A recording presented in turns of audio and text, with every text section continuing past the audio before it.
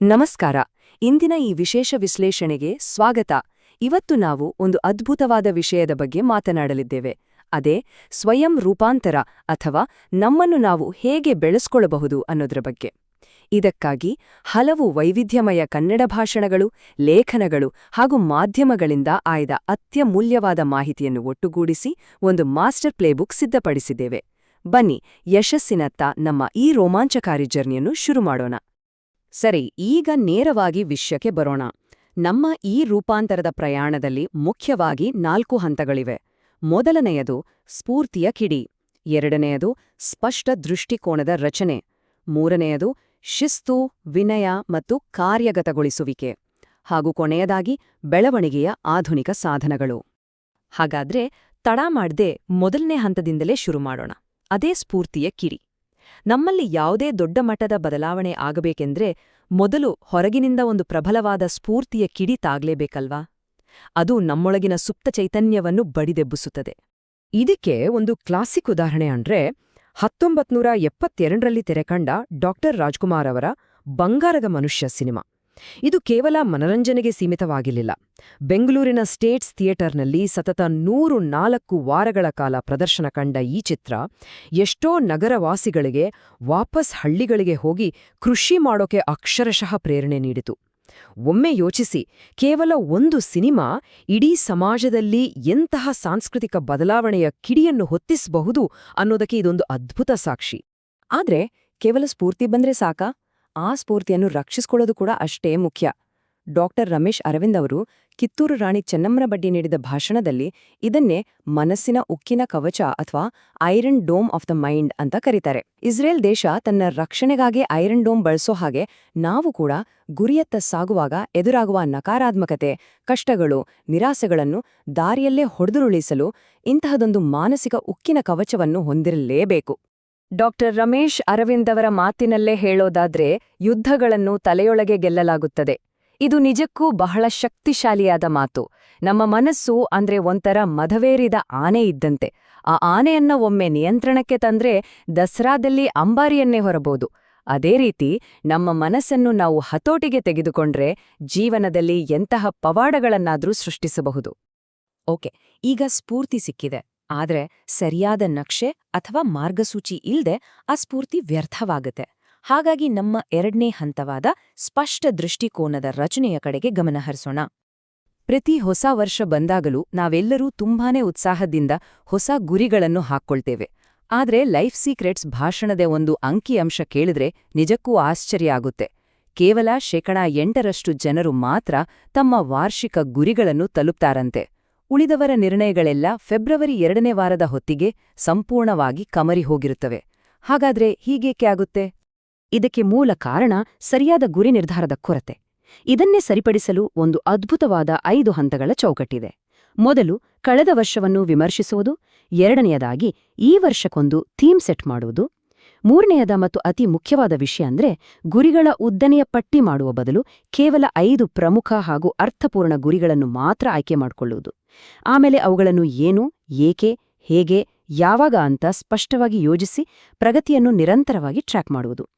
ಇದನ್ನ ಚಾಚೂ ತಪ್ಪದೆ ಪಾಲಿಸಿದ್ರೆ ಯಶಸ್ಸು ನಮ್ಮದಾಗೋದ್ರಲ್ಲಿ ಡೌಟೇ ಇಲ್ಲ. ಸರಿ, ಈಗ ಪ್ಲಾನ್ ರೆಡಿಯಾಗಿದೆ. ಆದ್ರೆ ಅದನ್ನು ಆಕ್ಷನ್ಗೆ ತರೋದು ಸುಲಭದ ಮಾತಲ್ಲ.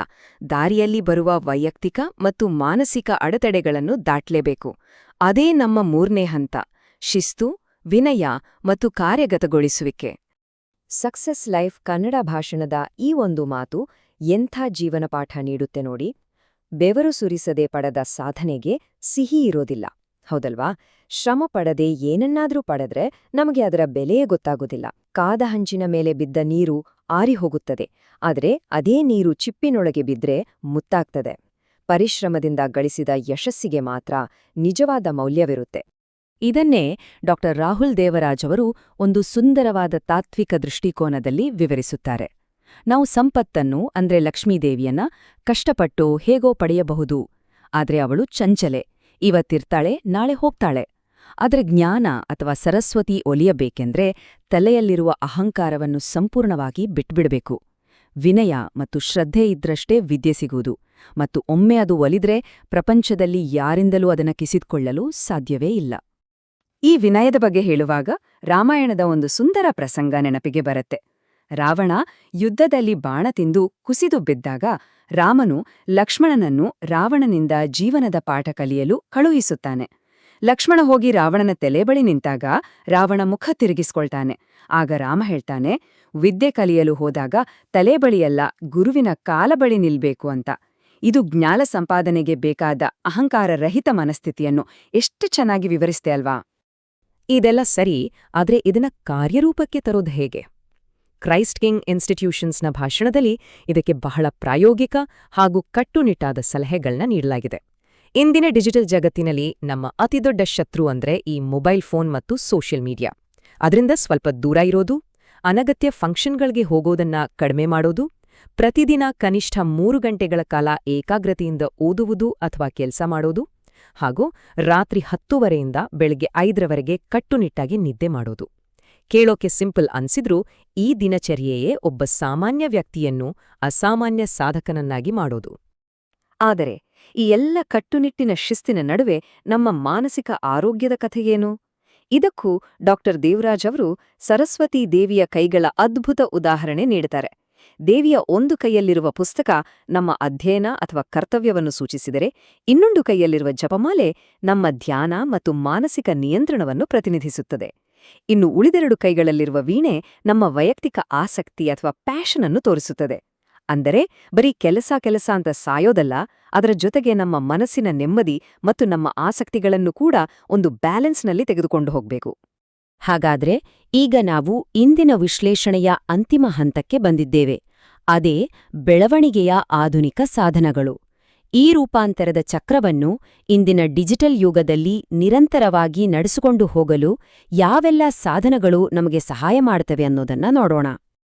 2026ರ ಫೀಡ್ ಸ್ಪಾಟ್ ಪಟ್ಟಿಯ ಪ್ರಕಾರ ನಮ್ಮ ಕನ್ನಡಿಗರಿಗಾಗಿಯೇ 35 ಅತ್ಯುತ್ತಮ ಶೈಕ್ಷಣಿಕ ಮತ್ತು ಮಾಹಿತಿಯುಕ್ತ ಆಡಿಯೋ ಕಾರ್ಯಕ್ರಮಗಳು ಅಥವಾ ಪಾಡ್ಕಾಸ್ಟ್ಗಳು ಲಭ್ಯವಿವೆ. ಇದರರ್ಥ ಏನು ಗೊತ್ತಾ?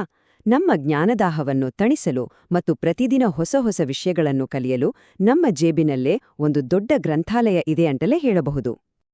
ಈ ಆಡಿಯೋ ಸಂಪನ್ಮೂಲಗಳನ್ನು ನಾವು ನಮ್ಮ ದಿನನಿತ್ಯದ ಪ್ರಯಾಣದ ಇಂಧನವಾಗಿ ಅಂದ್ರೆ ಫ್ಯೂಯಲ್ ತರ ಬಳಸ್ಕೋಬಹುದು. ಇದರಲ್ಲಿ ವೈಯಕ್ತಿಕ ಬೆಳವಣಿಗೆಗೆ ಬೇಕಾದ ಪ್ರೇರಣೆ ಇರಬಹುದು, ನಮ್ಮ ಸಂಸ್ಕೃತಿಯನ್ನು ಬಿಂಬಿಸುವ ಸಾಹಿತ್ಯ ಮತ್ತು ಕಥೆಗಳಿರಬಹುದು, ಆರೋಗ್ಯ ಮತ್ತು ಯೋಗಕ್ಷೇಮದ ಬಗ್ಗೆ ಮಾಹಿತಿ ಇರಬಹುದು, ಅಥವಾ ಆಧ್ಯಾತ್ಮಿಕತೆ ಮತ್ತು ತತ್ವಶಾಸ್ತ್ರದ ವಿಷಯಗಳಿರಬಹುದು. ನಾವು ಆಫೀಸ್ಗೆ ಹೋಗುವಾಗಲೋ ಅಥವಾ ಬಿಡುವಿನ ವೇಳೆಯಲ್ಲೋ ಇವುಗಳನ್ನು ಕೇಳುತ್ತಿದ್ರೆ ನಮ್ಮ ಆ ಮನಸ್ಸಿನ ಉಕ್ಕಿನ ಕವಚ ಮತ್ತಷ್ಟು ಸ್ಟ್ರಾಂಗ್ ಆಗುತ್ತೆ. ಇಷ್ಟೆಲ್ಲ ಅದ್ಭುತ ಮಾಹಿತಿಗಳನ್ನು ವಿಶ್ಲೇಷಿಸಿದ ನಂತರ ನಮಗೊಂದು ವಿಚಾರ ತುಂಬಾನೇ ಸ್ಪಷ್ಟವಾಗತ್ತೆ. ಯಶಸ್ಸು ಎನ್ನುವುದು ಖಂಡಿತವಾಗಿಯೂ ಕೇವಲ ಅದೃಷ್ಟವಲ್ಲ, ಅದೊಂದು ನಿರಂತರ ಪ್ರಕ್ರಿಯೆ. ಸ್ಫೂರ್ತಿಯ ಕಿಡಿಯಿಂದ ಹಿಡಿದು ಗುರಿ ನಿರ್ಧಾರ, ಕಠಿಣ ಶಿಸ್ತು ಹಾಗೂ ಆಧುನಿಕ ಸಾಧನಗಳ ಬಳಕೆಯವರೆಗೆ ಎಲ್ಲವೂ ಈಗ ನಮ್ಮ ಕಣ್ಣು ಮುಂದಿದೆ. ನೀಲನಕ್ಷೆ ಸಂಪೂರ್ಣವಾಗಿ ಸಿದ್ಧವಾಗಿದೆ. ಹಾಗಾದರೆ ಈ ಜ್ಞಾನವನ್ನು ಬಳಸಿಕೊಂಡು ರೂಪಾಂತರದ ಮುಂದಿನ ಅಧ್ಯಾಯವನ್ನು ನಾವು ಹೇಗೆ ಬರೆಯಲಿದ್ದೇವೆ? ಈ ಒಂದು ಆಳವಾದ ಪ್ರಶ್ನೆಯೊಂದಿಗೆ ಇಂದಿನ ವಿಶ್ಲೇಷಣೆ ನಮಗೆಲ್ಲರಿಗೂ ಹೊಸ ಸ್ಫೂರ್ತಿಯನ್ನು ನೀಡಿದೆ ಎಂಬ ಆಶಯದೊಂದಿಗೆ ಮುಕ್ತಾಯಗೊಳಿಸೋಣ.